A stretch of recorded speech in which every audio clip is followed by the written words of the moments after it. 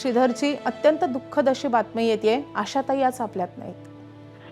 हो, आत्ताच बघितलं मी आपल्या चॅनलवर आणि खरंच बोलताना म्हणजे खरंच धक्का बसलाय. असं म्हणजे काय बोलावं, असं एवढ्या मोठ्या पार्श्वगायिका ज्यांनी जगावर आपल्या गाण्यातून साम्राज्य केलं अशा आपल्यात नाहीये. त्यांचे फार जुने संबंध होते. त्यांचे बाबूजींची अनेक गाणी गायल्या, माझी काही गाणी गायल्या. पण गाणं कसं गावं याचा साक्षात म्हणजे जो अनुभव असायचा त्यांच्या गाण्यातनं दिसायचा. कसं गावं, त्या गाताना तुमचे मुद्रा कशा असल्या पाहिजेत, चेहऱ्यावरचे हावभाव कसे असले पाहिजेत, एक्सप्रेशन काय असावं हे त्यांच्याकडनं शिकावं. कुठलंही आनंदाचं गाणं असो, दुःखाचं गाणं असो, कुठलंही प्रेमगीत असावं, ते खऱ्या फारच मोठ्या गायिका. काही वर्षापूर्वी लताबाई गेल्या, आता आशाबाई गेल्या. काय काय कळत नाही बाबा, काय करावं. यांना परमेश्वर शांती देव एवढीच प्रार्थना करतो. नक्कीच संगीत विश्वासाठी अत्यंत धक्कादायक अशी बातमी आहे. मात्र श्रीधरजी, तुम्ही जसं म्हणालात की अत्यंत जवळचे असे तुमचे संबंध होते आशाताईंशी, काही खास अशा आठवणी आठवतात आजच्या दिवशी? आमच्याकडे यायच्या रिहर्सलच्या वेळेला बाबूजींच्याकडे आणि घरी आल्यानंतर आधी माझ्या आईशी जाऊन बोलायच्या, स्वयंपाकघरात जाऊन काय जेवण काय केलंय, हे काय केलंय. नंतर रिहर्सल चालू असताना त्या मुख्य म्हणजे त्यांचं एक दृष्टी कशी होती बघा, नुसतं गाणं त्या शिकल्या नाहीत बाबूजींकडनं. आणि त्या फडके साहेब म्हणायच्या, फडके साहेबांकडनं त्या म्हणजे मी नुसतं स्वर शिकले नाहीत, तर त्यांचे हावभाव शिकले. म्हणजे हा जो अभ्यासू वृत्ती जी होती ना, ती विलक्षण होती. कारण बाबूजी गात असताना त्यांचे हात हालचाल जी व्हायची चेहऱ्यावरची की हाताची, त्या बघायच्या आणि ते म्हणाले तसं गायलं की मला फडके साहेबांचं गाणं येतं, म्हणता येतं. अर्थात हा त्यांचा मोठेपणा होता की असं म्हणायला. आणि माझी काही 7-8 गाणी त्या गायल्या आहेत. ऋतू हिरवा, आणि खरं म्हणजे अगदी मनापासून सांगतो आणि जाहीर सांगतो की ऋतू हिरवा त्यांनी ती गाणी गायली, सोनं केलं त्यांनी. त्याला दुसरा म्हणजे शब्दच नाहीयेत. श्रीधरजी धन्यवाद.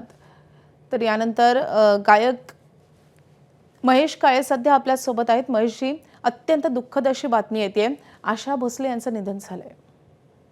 होय होय, मला आता फोन आला तेव्हा कळालं. काल ती पोस्ट जी होती रुग्णालयामध्ये त्यांना दाखल केलंय, तेव्हापासून माझा एक कार्यक्रम होता काल नाशिकमध्ये आणि आज अलिबागला आहे. तर येतानाच मला ती पोस्ट पाहिल्यापासून रुख आणि काल रात्री सकाळी सुद्धा मी माझ्या पत्नीशी बोलत असताना म्हटलं अशा त्यांना त्यांची तब्येत खराब आहे असं कळालं. पण असं काही होईल ह्याची कल्पना नव्हती. खरं तर तुमच्यासाठी कायमच मार्गदर्शक असेल असं हे नाव आहे. म्हणजे कुठल्याही गायकासाठी आशाताई म्हणजे एक श्रद्धास्थान होतं.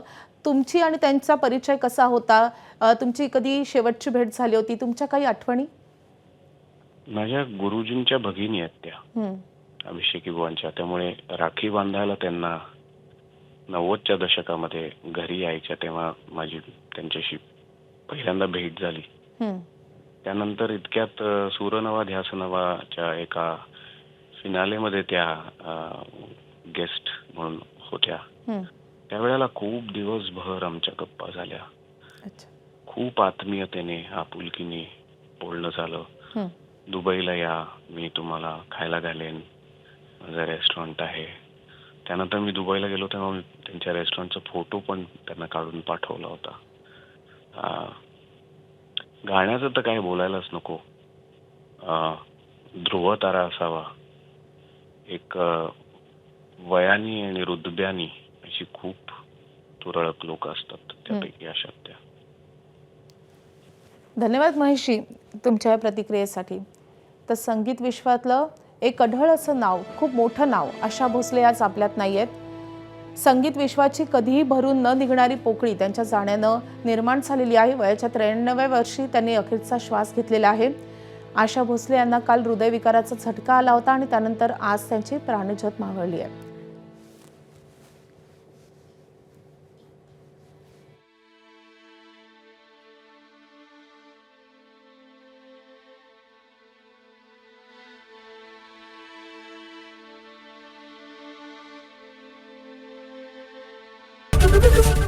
एबीपी माझा, उघडा डोळे बघा नीट.